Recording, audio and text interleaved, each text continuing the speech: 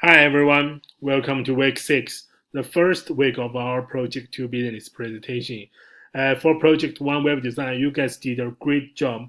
I totally love your web design. So some of your web design, I have to say they are perfect. You will receive the grades in the canvas in these 2 weeks. Thanks for your hard working in this course. So for the project 2, we are going to learn some business presentation skills and some new presentation tools. And you will need to finish your presentation and submit your presentation video in the week 8. So details will be content in the next week. So for the week 6, this is a week 6 page.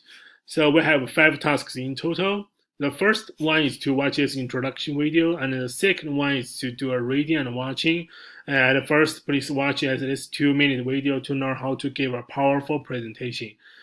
This video is very funny. I hope you will enjoy it. So usually I will not let you read articles in this course, but not this week. So please read this article about the ultimate business presentation guide. There are some guiding points in this article that can help you make a very effective business presentation.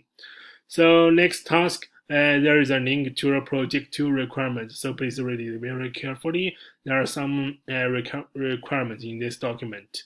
So after that, you need to use a Padlet to do a reflection.